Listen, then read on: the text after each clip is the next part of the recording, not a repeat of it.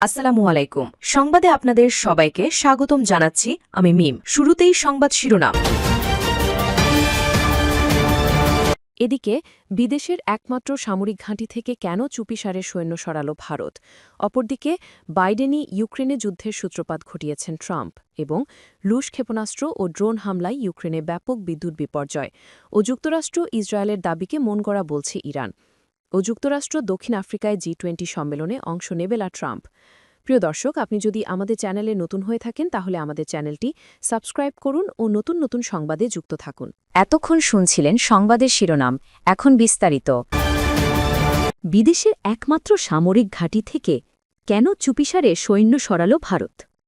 বিদেশে ভারতের একমাত্র পূর্ণাঙ্গ সামরিক ঘাঁটি ছিল তাজিকিস্তানের আইনি বিমান ঘাঁটি, কিন্তু সেখান থেকে অনেকটা চুপিসারে সৈন্য ও সরঞ্জাম সরিয়ে নিয়েছে নয়াদিল্লি। প্রায় 2 দশক ধরে এই ঘাঁটি মধ্য এশিয়ায় ভারতের কৌশলগত উপস্থিতির একটি গুরুত্বপূর্ণ প্রতীক ছিল। তাহলে এখন কেন গোপনে ঘাঁটিটি ছেড়ে দিল ভারত? আইনি ঘাঁটি কেন গুরুত্বপূর্ণ? তাজিকিস্তানের রাজধানী দুশানবে থেকে প্রায় 10 কিলোমিটার দূরে অবস্থিত আইনি বিমান ঘাঁটি মূলত সোভিয়েত আমলে নির্মিত হয়েছিল। সোভিয়েত ইউনিয়ন ভেঙে যাওয়ার পর এটি জরাজীর্ণ অবস্থায় ছিল। 2002 সালে তাজিক সরকারের সঙ্গে চুক্তি করে ভারত প্রায় 80 মিলিয়ন অর্থাৎ $6 কোটি ব্যয় ঘাঁটিটি সংস্কার করে। ভারতীয় সীমান্ত সড়ক সংস্থার মাধ্যমে এর রানওয়ে 3200 মিটার পর্যন্ত সম্প্রসারণ করে যুদ্ধবিমান ও ভারী পরিবহন প্লেন চলাচলের উপযোগী করা হয়। ঘাঁটিটি আফগানিস্তানের ওয়াখান করিডোর থেকে মাত্র 20 কিলোমিটার দূরে, যা পাকিস্তান অধিকৃত কাশ্মীর ও চীনের শিনজিয়াং প্রদেশের সংযোগস্থল। এই অবস্থান ভারতের জন্য অত্যন্ত কৌশলগত ছিল, বিশেষ করে পাকিস্তান ও চীনের ওপর নজরদারি এবং আফগানিস্তান মধ্য এশিয়া অঞ্চলে প্রভাব বিস্তারের ক্ষেত্রে। কখন ও কেন সরল ভারত? আইনি ছিল ভারতের একমাত্র পূর্ণাঙ্গ বিদেশি ঘাঁটি, যা তাকে মধ্য এশিয়ায় সামরিক উপস্থিতি ও প্রভাবের সুযোগ দিয়েছিল। ঘাঁটিটি থেকে আফগানিস্তান, চীন ও পাকিস্তানের সীমান্ত এলাকায় গোয়েন্দা নজরদারির সুবিধা মিলত। ফলে ভারত এখন ওই অঞ্চলে প্রভাব হারাতে পারে বলে মনে করছেন বিশেষজ্ঞরা। ওয়াখান করিডর এবং শিনজিয়াং অঞ্চলের কাছাকাছি অবস্থানের কারণে আইনি ঘাঁটিটি ছিল চীন ও পাকিস্তানের ওপর নজরদারির কৌশলগত কেন্দ্র। এখন সেই সুবিধাও হারাল ভারত। সূত্র দি ইন্ডিয়ান এক্সপ্রেস। বাইডেনই ইউক্রেনে যুদ্ধের সূত্রপাত ঘটিয়েছেন ট্রাম্প। মার্কিন প্রেসিডেন্ট ডোনাল্ড ট্রাম্প বলেছেন, সাবেক প্রেসিডেন্ট জো বাইডেনই ইউক্রেন যুদ্ধের সূচনা ঘটিয়েছিলেন, যার ফলে দেশটি এখন অনেক ছোট হয়ে গেছে এবং বহু মানুষ প্রাণ হারিয়েছে। শুক্রবার হোয়াইট হাউসে হাঙ্গেরির প্রধানমন্ত্রী ভিক্টর অরবানের সঙ্গে বৈঠকে ট্রাম্প কথা বলেন।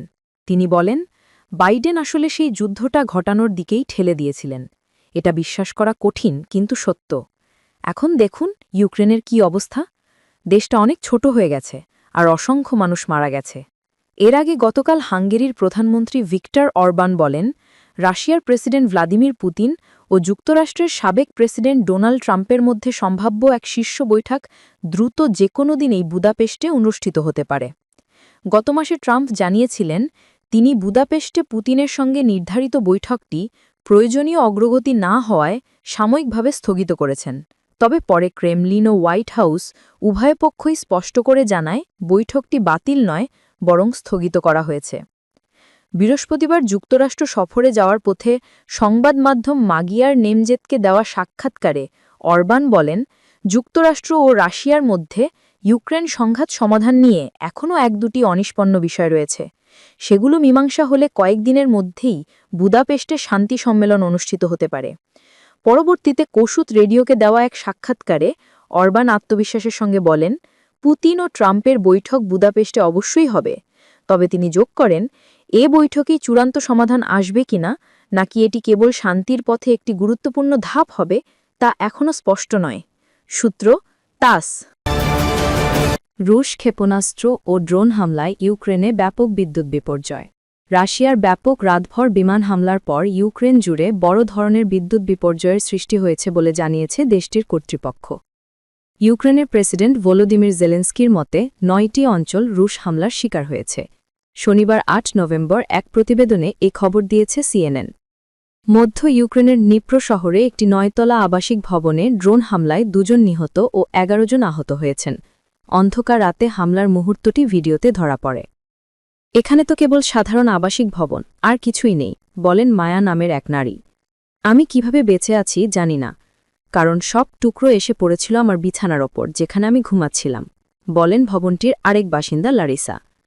ইউক্রেনের জরুরি সেবা সংস্থার হিসাবে গত ২৪ ঘণ্টায় রুশ হামলায় অন্তত ১০ জন নিহত ও প্রায় ৫০ জন আহত হয়েছেন বলে ইউক্রেন জানিয়েছে।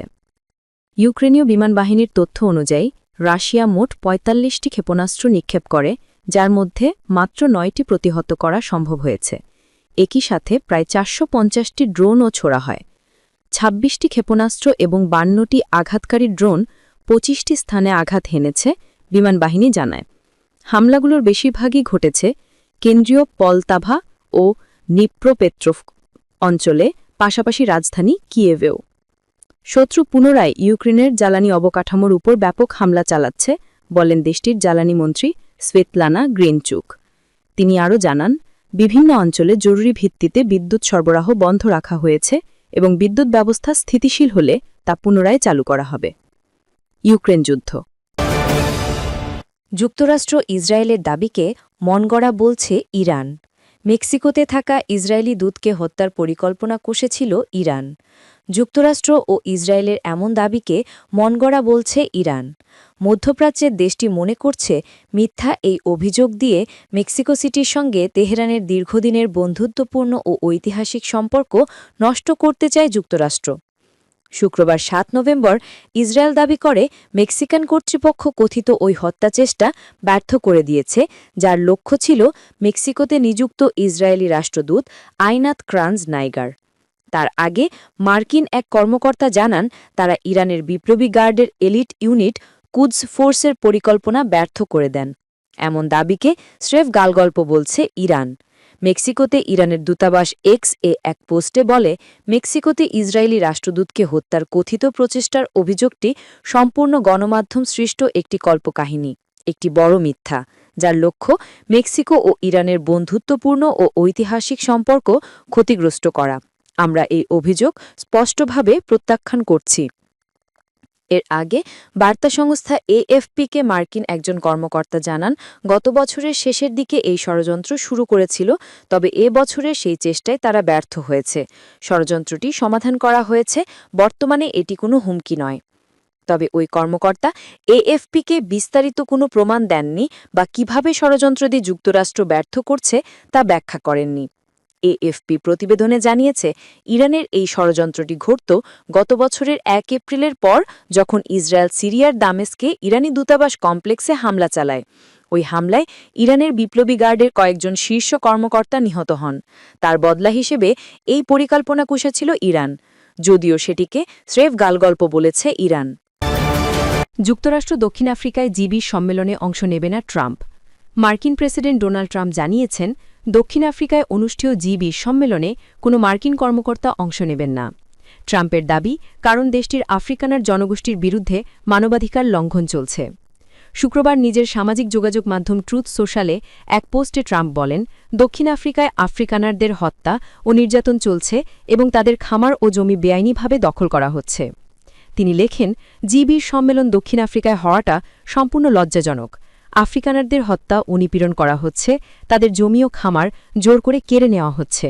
এই মানবাধিকার লঙ্ঘন বন্ধ না হওয়া পর্যন্ত কোনো মার্কিন সরকারি কর্মকর্তা সেখানে অংশ নেবেন না। ট্রাম্প আরও জানান, তিনি ২০২৬ সালের জিবি সম্মেলন যুক্তরাষ্ট্রের মায়ামিতে আয়োজন করতে আগ্রহী, যদি তিনি তখনও ক্ষমতায় থাকেন। উল্লেখ্য, বিশ্বের বৃহত্তম অর্থনীতিগুলোর অংশগ্রহণে আসন্ন জিবি সম্মেলন আগামী ২২ থেকে ২৩ নভেম্বর দক্ষিণ আফ্রিকায় অনুষ্ঠিত হওয়ার কথা। সূত্র আনাদোলু। এতক্ষণ আমাদের সাথে থাকার জন্য ধন্যবাদ।